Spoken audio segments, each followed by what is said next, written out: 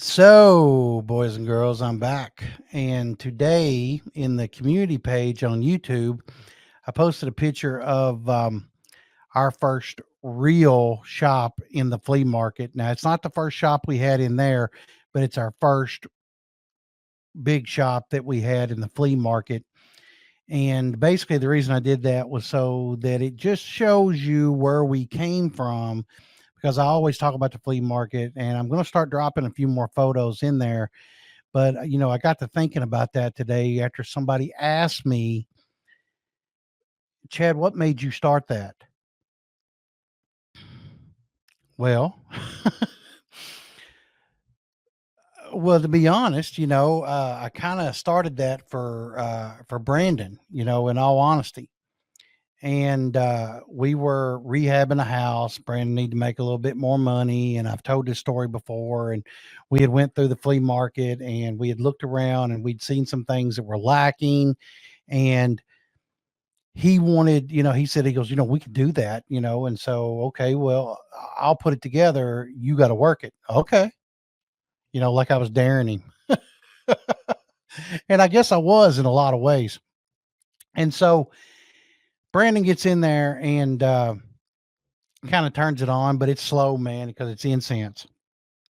It's terrible. It is terrible. And I've told this story before, and I've told you, we had an incense guy that we were buying some stuff from, and he ended up talking us into buying these glass pipes, and he did it on front. And, hey, if you don't sell them, man, just send them back, you know? And so I'm like, okay, cause I know what that means. That's cool with me. And so we do it, and we sold them, and we did it again, and we sold them, and we did it again, and we sold them until it started, hey, we need a bigger spot. And we ended up getting a bigger spot, of course, but you're looking at that big spot, and still the majority of it was incense and incense burners and stuff of that nature, more gifty items, boxes and things of that nature, some can safes, a few scales. At first we wasn't going to really get into glass pipes or anything like that. But the reason I tell this story is because people are talking to me, and they're all the time telling me, Chad, I wish I could get started. I'm afraid starting a flea market. I'm afraid, it won't go over. It will go over. That's just it. Because, people want to smoke regardless of what you think. And then it's the sourcing that becomes the issue. But if you have a cash and carry that's local, you could pull that off. You could pull that off very easily. And you can, go to the cash and carry, you have your business license, or you have your tobacco license. I wouldn't advise tobacco in a flea market, but whatever there, your market better than I do. But you can go there. You could, that way you could purchase everything, and you could pull, you get your wraps and your rillos and your cones and your papers, maybe some scales, maybe some torches, like that. Or you could, hit old Chad up at UNSWholesale.com. And, you could pick me if you wanted to, or you could pick Lou or Grover or Brandon even. We've all got a myriad of time in the trenches on this. So we know exactly what we're looking for. And we could probably, get you a starting inventory, at any budget that you had, whatever it is. And we could put it together for you and get it out to you. But the more I thought about it, the more I thought, well, then was a whole lot harder to source this stuff than it is now, because we're talking, 2007, the internet was up and running, there was things on there, but, it was still, it's not like it is today. And I hate to sound like the old man back in my day, but it was kind of back in my day situation.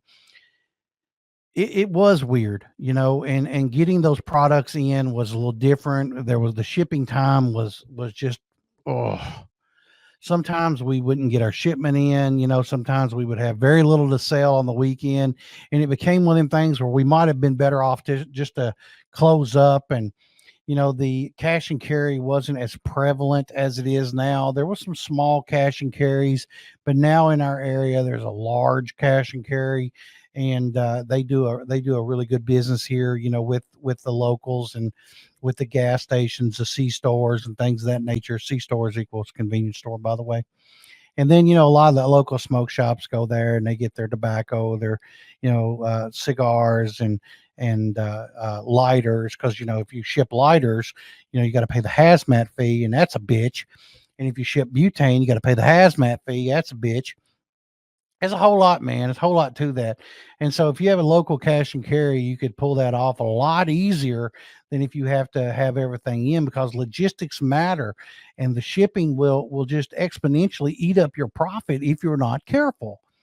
And so, knowing what I know today, which is, a lot, and, knowing what shipping costs, and knowing what, your time is worth, and knowing what, it's going to take to tape gun every single, piece, and, put a price on it, and, put a SKU on it, and put it in the POS system and all that. There's a lot to it, man. It's not so easy as we had it in the flea market.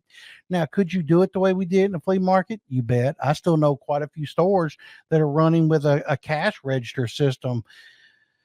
How they keep their inventory, I have no clue, man, but they do it, and they call every single, 2 weeks, and they place an order, and they're not going to order any more than they got to, and it is what it is, and that's cool. $150, $500, $200, $1,000, whatever, man. But we take that order, and we turn that into something for you, and it is what it is. But anyway, you can do this. It's, will you? That's the question. A lot of people, man, will tell us, hey, we'd like to start a smoke shop, but we don't think it's time. We don't think it's the right time to do it. Well, when is it? When is the right time? When is the right time for you to do it? Are you kidding yourself? Are you trying to lie to me? Because I don't care, man. I don't care if you started or not. Yeah, I'd like to have your business, but I'm not going to lie to you. I don't care if you do it or not. I really don't. I don't care. I want you to. I want you to have your own business. I want you to make your own money. I want you to absolutely not have to worry about what everybody else is doing. And, when are they going to call it a pandemic again? When are they going to shut down your streams of income? When are they going to screw you up? And I don't want that for you. I want you to be able to have your own business and make your own money, your own time, be able to spend it with family or friends, however you want to do it. I want you to put as much time into it as I would, but be careful of that, because that's a lot. I would put in a lot of time, and I have, and I know Brandon still does, and I know a lot of our team puts in a lot of time into this business to keep it going. I would expect you to do the same thing. You know, Being in business for yourself is not for the weak at heart, man. You have to pay your taxes. You have to file your forms. You've got to do all this stuff, and if you don't, you're going to get screwed up, and the government can't wait to help you get screwed up. It's the way it is. Are you going to prison for it? Probably not. But are they going to put fines and levies against you? Most likely. Because they want their money you know. And to quote a person I'm thinking of right now, he's always talking about the government being the biggest mafia organization in the world. Well, I mean, yeah, kinda, I agree, kinda. More importantly, I want you to have it for yourself. I want you to have the sense of accomplishment that we've had. I don't want you to go through the pain and sorrow that we've had from time to time, but we have had that, man.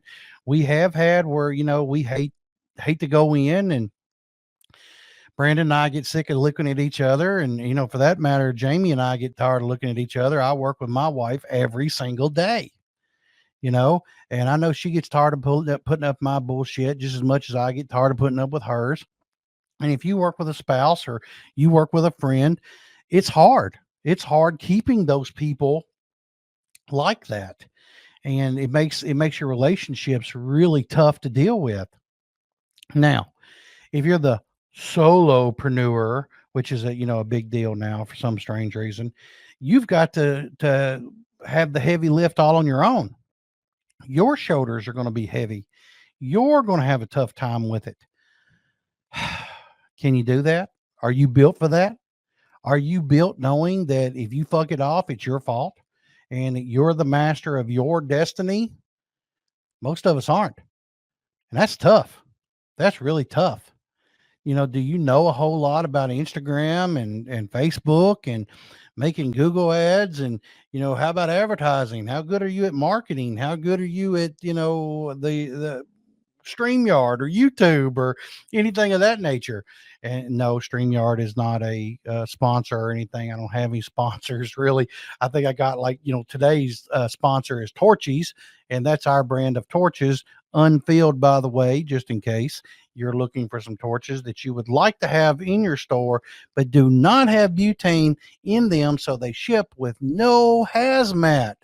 So just letting you know, hope that helps you out a little bit there if you're looking for it. So also, uh, I, I need you to understand that it's not easy. I still get people who are telling me, hey, I want to get this started. I want to do this. I want to do that. I want to do this. I want to do that. And I always have to remind them, are you built for it? Are you ready? Do you got the money? Are you surely to God not going to put it on a credit card? You're surely not going to borrow money to start a business. Or hope not. I mean, I guess you could. I kind of did. I kind of got started that way on a credit card, my wife's credit card, as a matter of fact. But we paid it off, start again, pay it off, start again, pay it off. It probably cost her, a lot of hair out of her head and 10 or 15 pounds of weight. And we stayed upset with each other all the time. But here we are. I pulled it off. And hopefully, this will be something that you can. And now the phone's going off. So somebody's trying to get a hold of us, and here we are.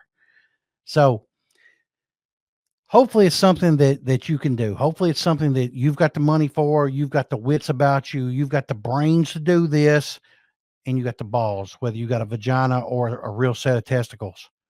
Okay? Because it takes a lot to do. A lot. And I hope you got it. If you do, you want to talk it out, you want me to help you build the plan, hit me up over here at chadwadetv.com. Book your call. I'd be more than happy to help you. But I do think that having a good starter plan, having a good idea, knowing the facts is going to matter in the smoke shop industry or in any industry for that matter. I don't care what you're trying to build. Okay. Get a plan, execute the plan, make it work. And if you don't think you can do it, don't.